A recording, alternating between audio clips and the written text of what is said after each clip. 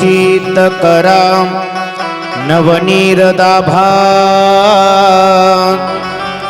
पीताम्बरादरुणबिम्बफलाधरोष्टा पूर्णेन्दुसुन्दरमुखात् अरविन्दनेत्रात् कृष्णात् परं किमपि तत्त्वमहं न जानी। कृष्ण त्वदीयपदपङ्कजपञ्जरान्ते आद्यैव मे विशतु मानसराजहंसः प्राणप्रयाणसमये कफवातपित्तये कण्ठावरोधनविधौ स्मरं कुतस्ते। वक्रतुंड महाकाय सूर्यकोटि समप्रभा निर्विघ्नं कुरु मे देवो सर्वकार्येषु सर्वदा। शुक्लां ब्रह्म विचारसार परमा माद्यां जगद्व्यापिनी वीणा पुस्तकधारिणीं अभयदां जाड्यान्धकारापहा हस्ते स्फाटिकमालिकां विदधतीं पद्मासनी संस्थितां वन्दे तां परमेश्वरीं भगवती बुद्धिप्रदां शारदां। शङ्करं शङ्कराचार्यं केशवं बादरायणं सूत्रभाष्यकृतं वन्दे भगवन्तौ पुनः पुनः। ॐ मृत्युञ्जयाय रुद्राय नीलकण्ठाय शम्भवे अमृतेशाय शर्वाय महादेवाय ते नमः। सर्वमंगलमांगल्ये शिवे सर्वार्थसाधिके शरण्ये त्र्यंबके गौरी नारायणी नमोस्तुते। ओम जयंती मंगला काली भद्रकाली कपालिनी दुर्गा क्षमा शिवा धात्री स्वाहा स्वधा नमोस्तुते। तपोज्ञान वैराग्यं भक्ति स्वरूपं सदा अलंकृतं साधु संन्यास योगं मुखे यस्य वेदांत शास्त्रार्थ नीतिं नमो नारायण गिरिं ब्रह्मस्वरूपं। जयाचे जगी जन्म नामाचा झाला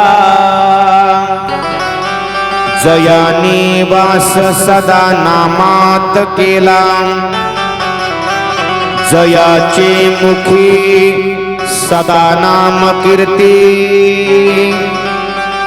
नमस्कार त्या श्री संत गोविंद बाबासी।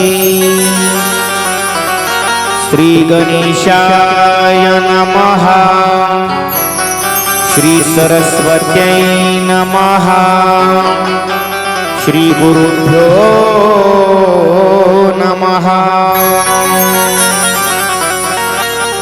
जय जय राधा रमन हरि बोल जय जय राधा रमन हरि बोल जय जय राधा रमन हरि बोल जय जय राधा रमन हरि बोल जय जय राधा रमन हरि बोल जय जय राधा रमन हरि बोल जय जय राधा रमन हरि बोल जय जय राधा रमन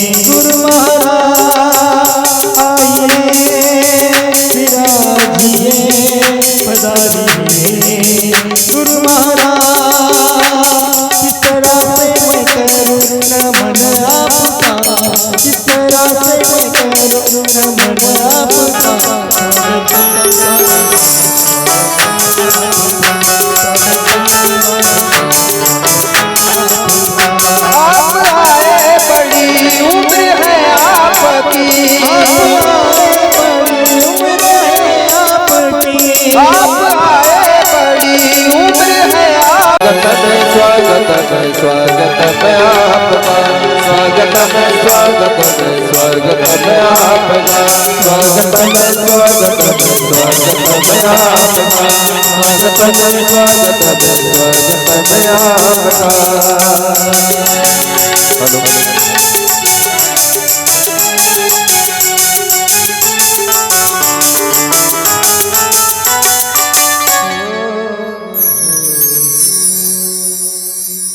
आपल्या या श्री क्षेत्र शिरेगाव गावावरती असणारं बाबांचं प्रेम, गोविंद बाबांना आम्ही तर कधी पाहिलं नाही, परंतु आदरणीय खटाणे बाबांनी गोविंद बाबांची अतिशय एकनिष्ठतेने सेवा केलेली आहे. गुरुवर्य काशीनाथ बाबांची सेवा केलेली आहे. आणि शास्त्र सांगते दादा, जीवनामध्ये सेवा ही कधीच वायाला जात नसते. साधूची कुठलीही सेवा असू द्या, त्या सेवेचं फळ जीवनामध्ये मिळत असतं दादा. आणि म्हणूनच काशीनाथ बाबांनी, मी त्या दिवशी तुम्हाला बोललो होतो, काशीनाथ बाबा म्हणजे एक चंदन आहे आणि त्या चंदनाच्या सानिध्यामध्ये रघुनाथ बाबा नावाचं झाड राहिलं. तर आज काशीनाथ बाबांनी आपणा सारिखे करीती तात्काळ, नाही काळ वेळ तया लागी, या अवस्थेला बाबांचं जीवन गेलं. बाबा या ठिकाणी आलेत. आता मला असं म्हणावं लागेल, मज पामर आहे काय थोरपण, माझ्या सामान्य साधकाचं कौतुक करण्याकरता बाबा खेडले झुंगे संस्थांवरनं या ठिकाणी आलेले आहेत. आपल्याला ही फार मोठी संधी आहे. आज दर्शन बाबांचं आपल्याला मिळतंय.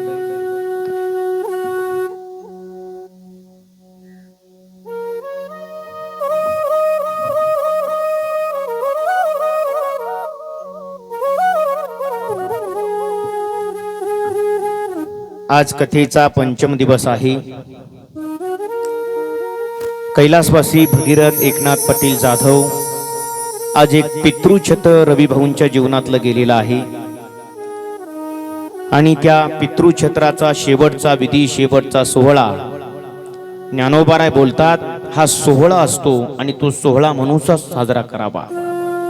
कारण जरी वर्ष श्राद्ध विधी असेल तरी त्या जीवात्म्याला नवीन देह मिळण्याचा दिवस, त्याला वर्ष श्राद्ध म्हणतात. ज्ञानोबारायांनी याला सोहळा म्हटलंय. ज्ञानोबाराय बोलतात बघा, देहाच्या गावा आलिया, जन्म मृत्यूची या सोहळिया, ना म्हणो नये धनंजया जिया परी. ज्ञानोबाराय बोलतात, जन्माचा आणि मरणाचा दोन सोहळा जीवनामध्ये एक साजरे करावेच लागतात. फक्त फरक एवढाच आहे, आपला जन्म झाला ना दादा, आपल्या जन्माचा सोहळा आपला बाप साजरा करतो, गावात पेढे वाटतो, घ्या पेढे, मुलगा झाला.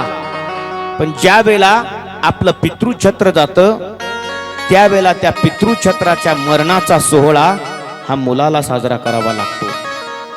त्याच न्यायानं रविभाऊ, त्यांच्या 5 बहिणी, कैलासवासी भगीरथ भाऊंच्या धर्मपत्नी राधाबाई भगीरथ जाधव, या संपूर्ण कुटुंबाने आपल्या गेलेल्या बंधूचं असेल, गेलेल्या वडिलांचं असेल, पतीचं असेल, हे श्राद्ध अतिशय थाटामाटामध्ये या ठिकाणी ठेवलेलं आहे. आज बाबांची उपस्थिती म्हणजेच आपण असंच म्हणायचं, जसं राजा परीक्षितीला पापातून मुक्त करण्यासाठी, मरण गोड करण्यासाठी शुकाचार्य महाराजांना भगवंताने पाठवलं, तसंच आज आपणा सर्वांना दर्शन देण्यासाठी गुरुवर्य काशीनाथ बाबांनी रघुनाथ बाबांना आपल्याकडे पाठवलेलं आहे. म्हणून बाबा आपल्या या सोहळ्याला या ठिकाणी उपस्थित राहिलेत. या कुटुंबालाही फार आनंद वाटतोय. कालच्या सत्रामध्ये आपण पाहिलं, विदुर काका मैत्रेय महाराजांकडून या कथेचं श्रवण करतायत. मैत्रेय महाराजांनी विदुराने जे प्रश्न विचारले होते, त्या प्रश्नाची योग्य पद्धतीने कारण मीमांसा विदुराच्या समोर ठेवलेली आहे. विदुराचा प्रश्न होता मैत्रेय महाराजांना की देवानं निजधामाला जाताना तुम्हाला जे तत्वज्ञान सांगितलं, ते तत्वज्ञान मला ऐकायचंय. आणि म्हणून काल संपूर्ण आपण इतिहास पाहिला. ब्रह्मदेवाची 10 मुलं, अत्री मरीची अंगिरा पुलह पुलस्य क्रतु भृगु वशिष्ठ दक्ष नारद 11वी सरस्वती. नंतर ब्रह्मदेवांच्या 2 अंगापासून मनु आणि शतरूपा आले. त्यांचा पूर्ण वंश पाहिला. आकुती प्रसूती देवभूती. त्यामध्ये उत्तानपाद नावाचा राजा आणि प्रियव्रत ही 2 त्या मनु आणि शतरूपाची मुलं आहेत. त्यांचं चरित्र आपल्याला आजच्या सत्रामध्ये बघून पुढे जायचं आहे. मनु आणि शतरूपा यांना 2 मुलं आहेत. पहिला आहे उत्तानपाद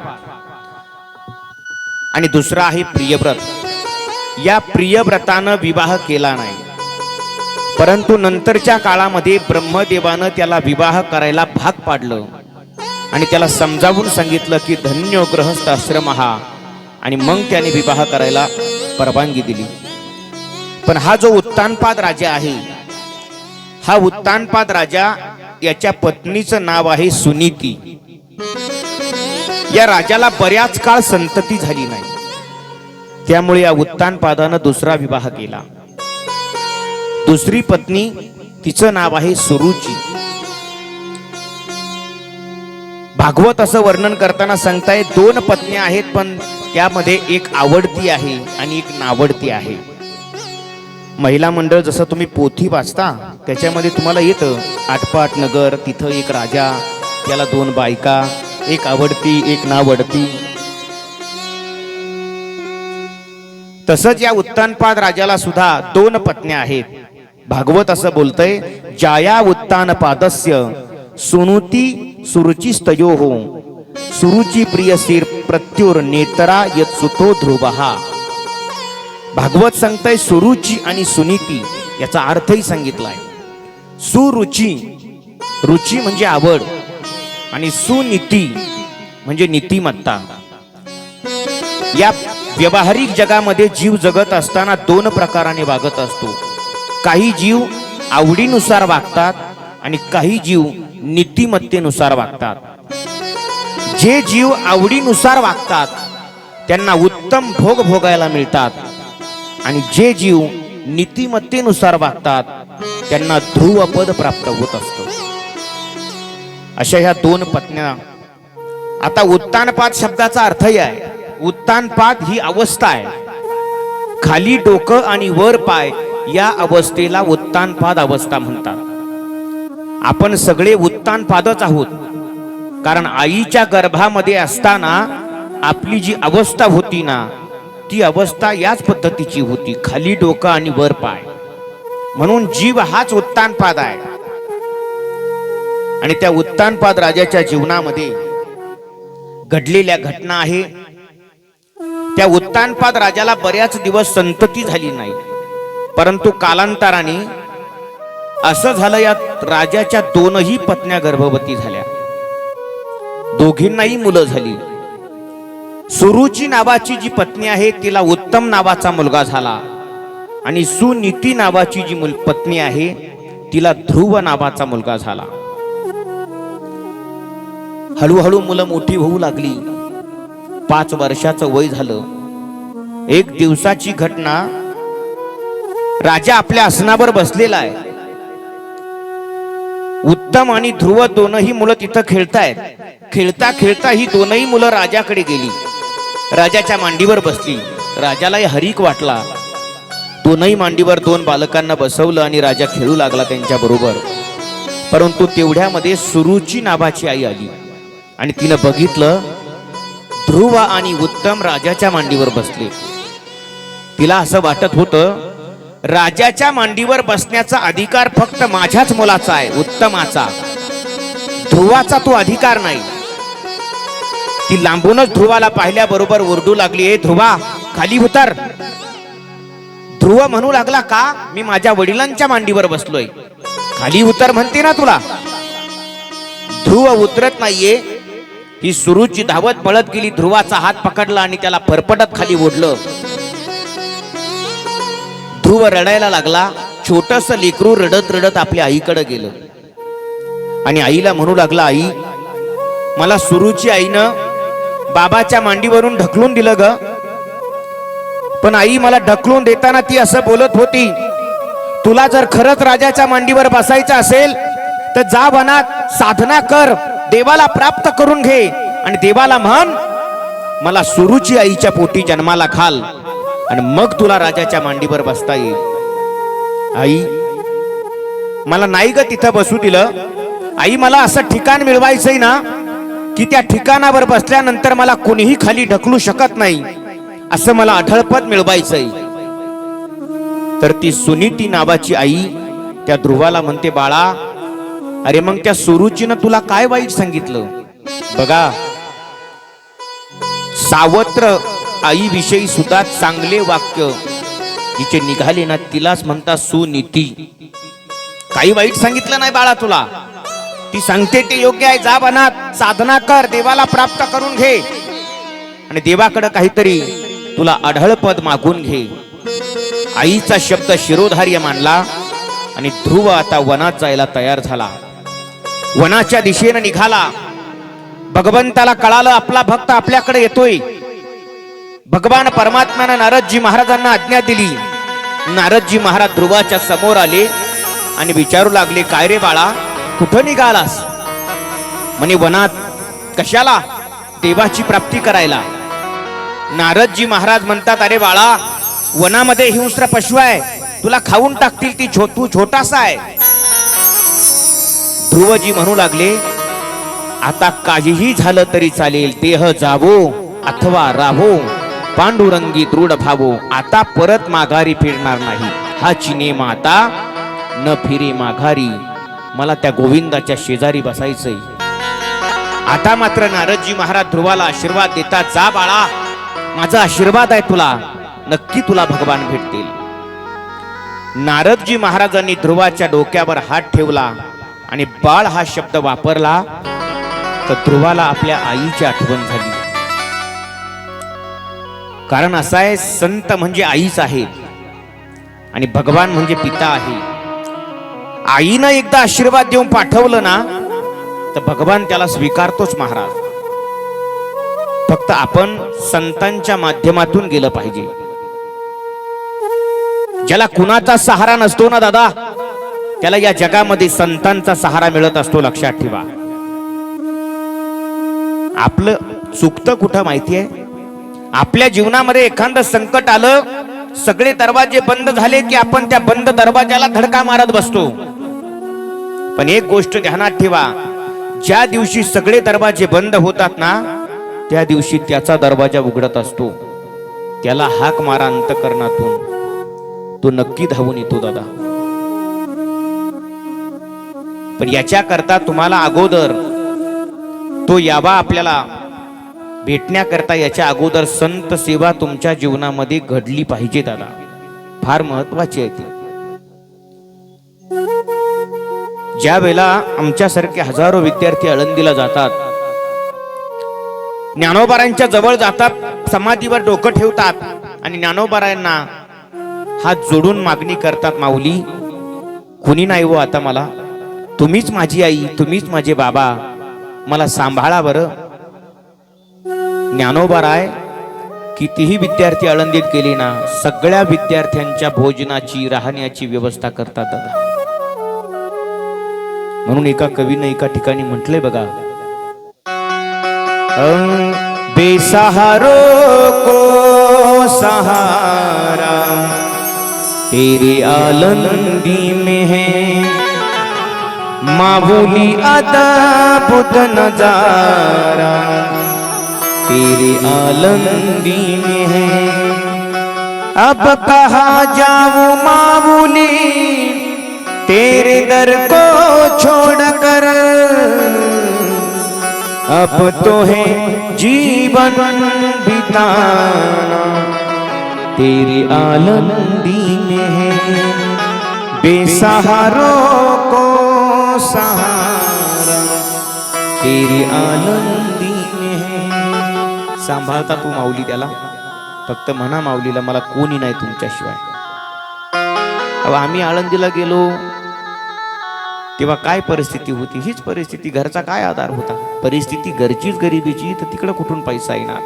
पण सांभाळलं ज्ञानोबारायांनी आणि सांभाळल्यानंतर हे घडवलं ना, ही सगळी संतांचीच कृपा आहे दादा. म्हणून संत कृपेशिवाय काही होत नाही. नारदजी महाराज ध्रुवाला आशीर्वाद देतात, जा बाळा तुला भगवान भेटतील. ध्रुव वनामध्ये साधनेला जातोय. नारदजी महाराजांनी ध्रुवाला मंत्र दिला, ओम नमो भगवते वासुदेवाय. त्या मंत्राचा जप अंतकरणातून ध्रुव करू लागला.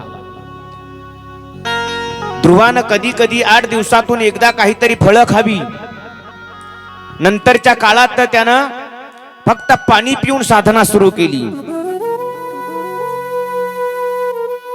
कधी कधी तर त्या ध्रुवाच्या जीवनात प्रसंग असा आला, फक्त चित्तश्वास अवस्था निर्माण व्हायची आणि साधना करायचा. एक दिवस तो भगवान परमात्मा अचानक ध्रुवाच्या हृदयामध्ये प्रगट झाला आणि मग तर ध्रुवाचा आनंद हा गगनाला गेला आणि ध्रुवानं आता श्वासच घ्यायचं बंद केलं. ध्रुवानं श्वास घ्यायचं बंद केलं तर संपूर्ण पृथ्वीचं जीवन चक्र थांबलं. सर्व देव देवता भगवंताकडे गेले, देवा तुम्ही लवकर ध्रुवाकडे जा. पृथ्वी माता भगवंताकडे जाते, विनवणी करते, देवा ध्रुवाच्या तपश्चर्येचा भार मला सहन होत नाही, तुम्ही ध्रुवाला दर्शन द्यायला जा. भगवान परमात्मा हसायला लागले आणि पृथ्वी मातेला म्हणतात, जायचं ग माते, मला दर्शन द्यायला जायचंय मला, पण तू म्हणते ना दर्शन द्यायला जा.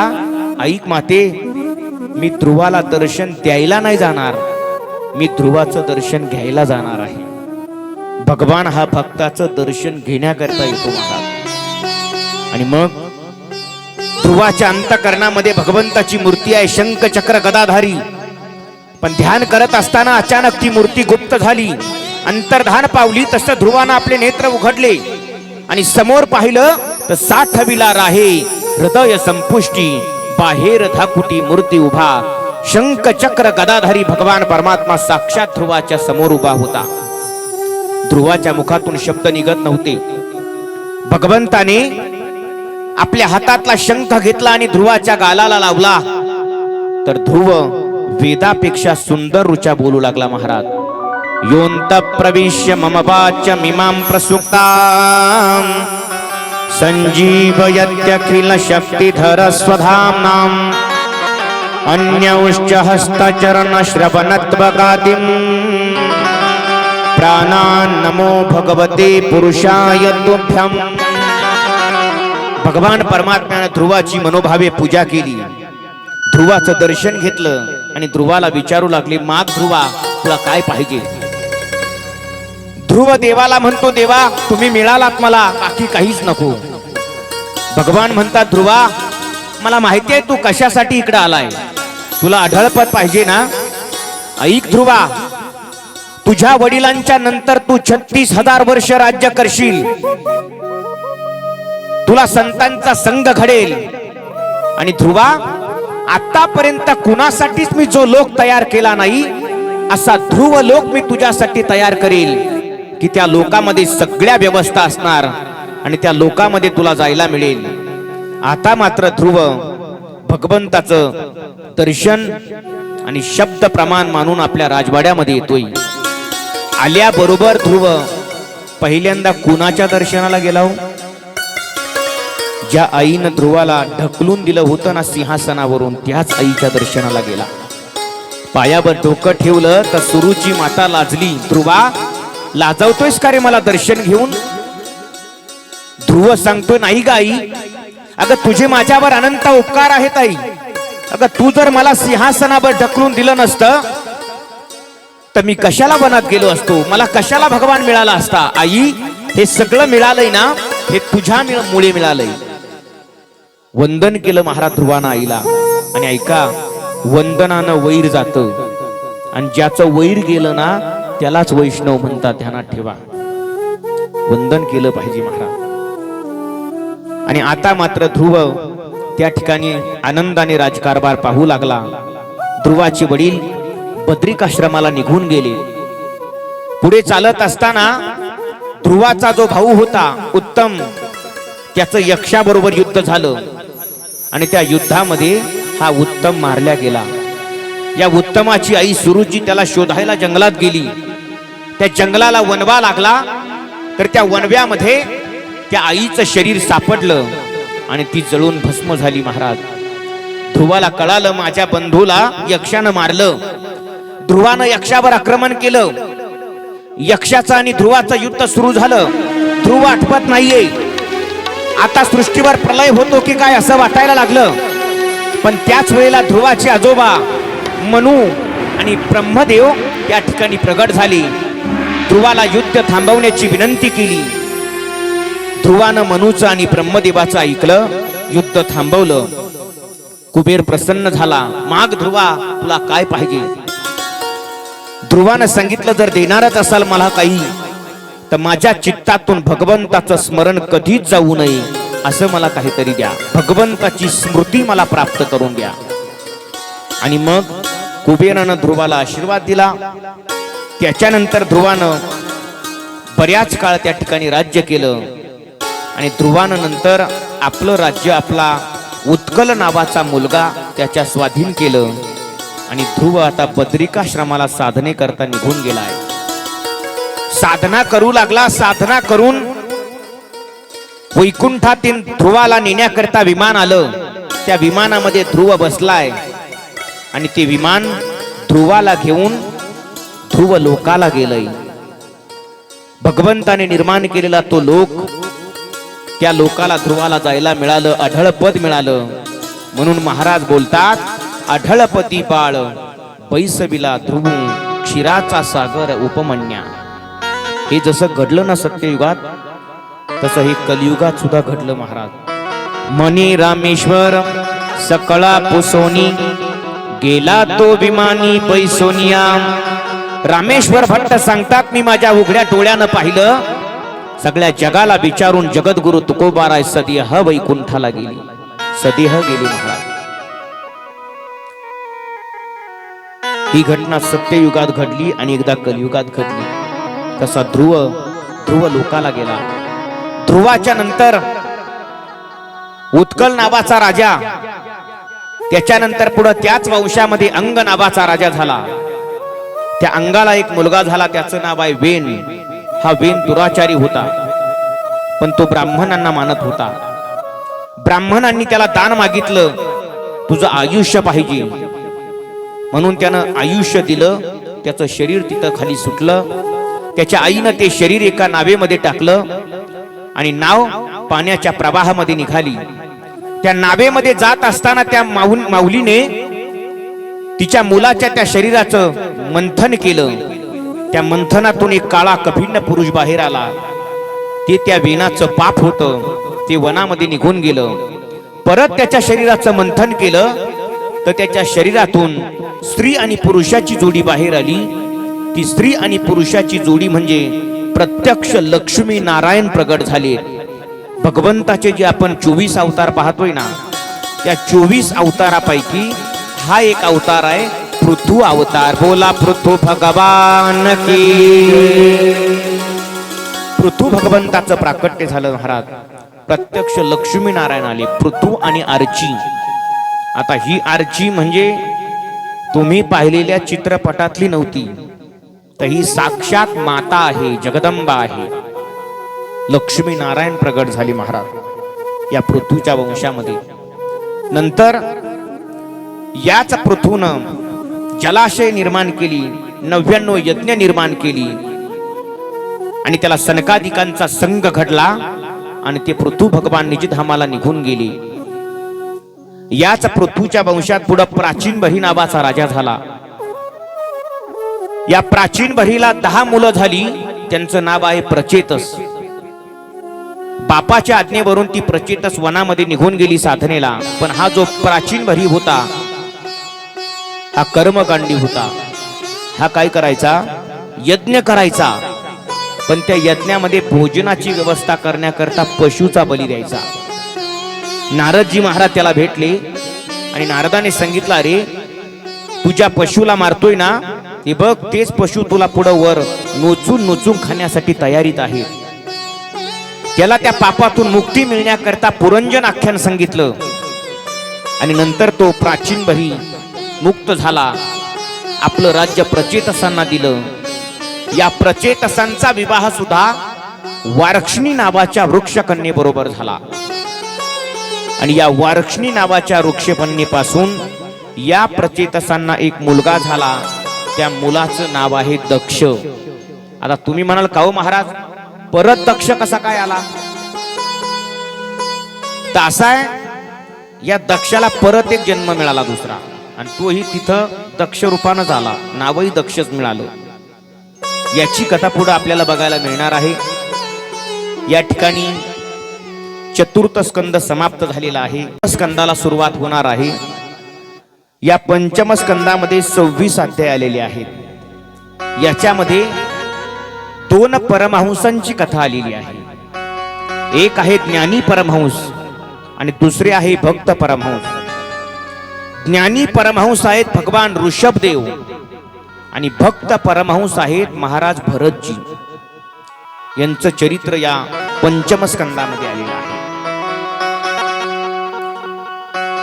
विदुर काका जे मैत्रेय महाराजांकडून कथा श्रवण करतायत ती इथपर्यंतच कथा श्रवण केली. नंतर विदुर काका हस्तिनापूरच्या दिशेने निघून गेले. आता परीक्षिती महाराज शुकाचार्यांना विचारतायत की महाराज, मनु आणि शतरूपा यांच्या मुलाचा म्हणजे उत्तानपादाचा तुम्ही चरित्र आम्हाला सांगितलं, पण आणखी एक मुलगा आहे ना प्रियव्रत, त्याचं चरित्र आम्हाला ऐकायचंय. आणि मग सांगू लागले, म्हटले काय आहे? हा जो प्रियव्रत आहे ना, हा विवाह करायला नको म्हणत होता, पण ब्रह्मदेवानं त्याला विवाह करायला भाग पाडलं. जसं आपण उत्तानपाद शब्दाचा अर्थ पाहिला, खाली डोका आणि वर पाय ही अवस्था, तसं प्रियव्रत शब्दाचा सुद्धा अर्थ सुंदर आहे. प्रियव्रत म्हणजे काय? ज्याला जीवनामध्ये व्रत करायला प्रिय वाटतं त्याला म्हणायचं प्रियव्रत. या प्रियव्रताला विवाह करण्याकरता भाग पाडलं. या प्रियव्रताचा विवाह विश्वकर्म्याची मुलगी बहिष्मतीच्या बरोबर झाला. आणि तिच्यापासून या प्रियव्रताला 10 मुलं आणि 1 मुलगी झाली. त्या मुलीचं नाव आहे ऊर्जस्वती. ही ऊर्जस्वती नावाची मुलगी दैत्य गुरु शुक्राचार्यांना दिली. आणि जी 10 मुलं होती त्यातली 3 मुलं संन्यासी झाली आणि राहिलेली 7 मुलं ही सप्तद्वीपांचे अधिपती झाली. सप्तद्वीप निर्माण झाले या पृथ्वीवर. कसे काय निर्माण झाले? तर हा जो प्रियव्रत आहे, काय व्हायचं, याच्या राजवाड्यामध्ये दिवसा सगळीकडे प्रकाश असायचा सूर्याचा, पण ज्या वेळेला सूर्य मावळायचा त्यावेळेला याच्या नगरीमध्ये अंधार व्हायचा. आणि या प्रियव्रताला असं वाटायचं, माझ्या नगरीमध्ये कधी अंधार पडूच नाही, कायम स्वरूपी माझी नगरी ही प्रकाशात राहावी.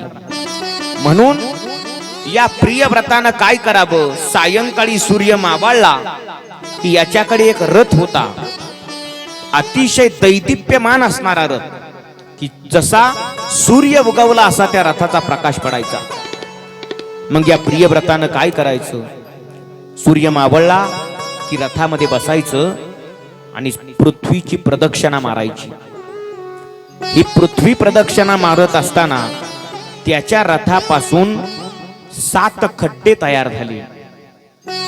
त्याला सप्तद्वीप म्हणायला लागले. सप्तद्वीप, त्यामध्ये जम्बूद्वीप, कृशद्वीप, क्रौचद्वीप, पुष्कर, शाल्मली अशी सप्तद्वीप तयार झाली. त्यापैकी आपण ज्या द्वीपामध्ये राहतोय त्या द्वीपाचं नाव आहे जम्बूद्वीप. या द्वीपाचं वर्णन संतांनी सुद्धा करून ठेवलंय महाराज. जम्बू या द्वीपा माझी, एक पंढरपूर गावगा, धर्माचे नगर देखा, विठू पाटील त्याचे नावगा. विठू पाटील म्हणजे पंढरपूरला राहणारे या जम्बूद्वीपात आहेत असं संतांनी वर्णन केलेलं आहे. मग या जम्बूद्वीपाचा जो अधिपती झाला त्या 7 मुलापैकी एक आहे, त्याचं नाव अग्निंद्र. हा जो अग्निद्र आहे, या अग्निद्राचा विवाह एका अप्सरे बरोबर झाला. तिचं नाव आहे नाभी देवी. तिला पूर्वचिती असंही म्हटलं जातं. आणि त्या अप्सरेपासून या अग्निद्राला एक मुलगा झाला, त्याचं नाव आहे वृषभदेव. भगवंताचे जे 24 अवतार आहेत त्यापैकी एक अवतार आहे ऋषभदेव. बोला ऋषभदेव भगवान की जय. हे ऋषभदेव म्हणजे सामान्य नाही बरं. जैन धर्मामध्ये या ऋषभदेवांना प्रथम तीर्थंकर मानल्या जातं. हा अधिकार जैन धर्मामध्ये ऋषभदेवांना आहे. मग पुढे चालून या ऋषभदेवांचा सुद्धा विवाह झाला इंद्राच्या मुलीबरोबर. इंद्राच्या मुलीचं नाव आहे जयंती. एक जयंत मुलगा आहे. तुम्हाला माहिती असेल ज्या वेळेला वनवासामध्ये असताना कावळ्याच्या रूपात या जयंताना येऊन सीता मातेच्या गालाला स्पर्श करण्याचा प्रयत्न केला होता. सीता माता प्रभू रामचंद्रांच्या आश्रयाला धावल्या. प्रभू रामचंद्रांनी एक बिगर टोकाचा बाण मारला आणि त्या कावळ्याचा डोळा फोडला.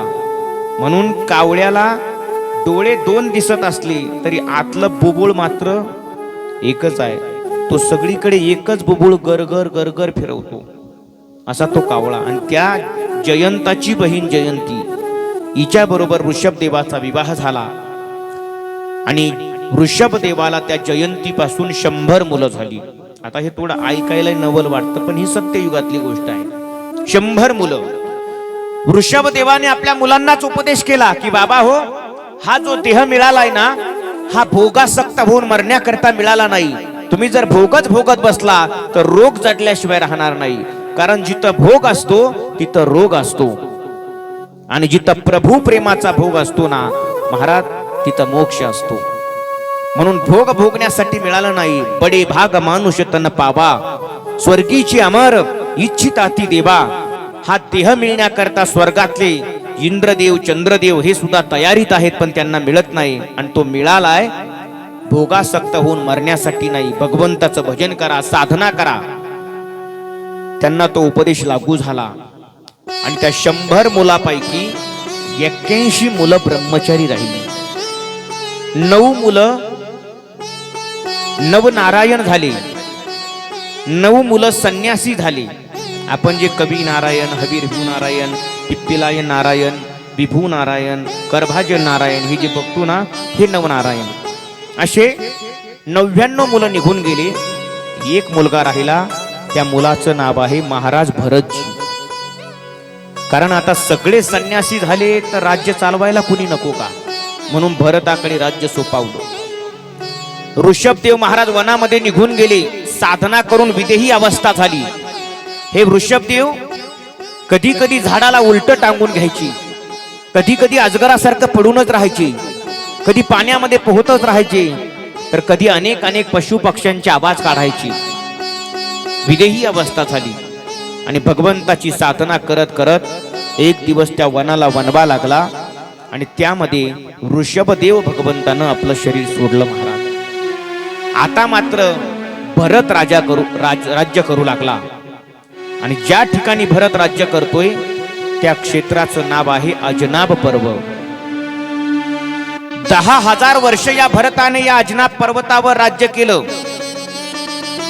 आणि राज्य केल्यामुळे सगळीकडे त्याची ख्याती पसरली आणि सगळ्या लोकांना हा भरत प्रत्येकाच्या मनामनामध्ये भरला. तेव्हापासनं त्याच्या देशाला अजनाब पर्व म्हणायचं बंद झालं आणि त्या भरताच्या नावावरून भारत असं नाव पडलं. म्हणजे आपण कुणाची कथा ऐकतोय? आपल्या देशाच्या राजाची कथा ऐकतोय. तसं भरत भरपूर झाले. उज्जैन नगरीचा राजा तो एक भरत, एक आहे भर्तृहरी, एक आहे प्रभू रामचंद्रांचा बंधू ते एक भरत आहे. भरपूर झाले. भरत आणि नारद भरपूर झालेले आहेत. तुम्ही बघा पर्वत मुनींचा मामा त्याचंही नाव आहे नारद. जन्मेजय सर्पसत्रातला एक सभासद त्याचंही नाव आहे नारद. प्रभू रामचंद्रांच्या 8 धर्मशास्त्रांपैकी एकाचं नाव आहे नारद. ब्रह्मदेवाला जी 10 मुलं झाली अत्री मरीची अंगिरा पुलह पुलस्य क्रतु भृगु वशिष्ठ दक्ष नारद. पुराणामध्ये एवढ्या नारदांचं वर्णन केलंय. सध्या कळीचे नारद किती आहे त्याचं गणित नाही. मी का बोलतो हे तुम्हाला? नारद आणि भरत हे अनेक झालेले आहेत पुराणामध्ये. तसा हा भरत, या भरताच्या पत्नीचं नाव आहे पंचजनी. या भरताला 5 मुलं आहेत.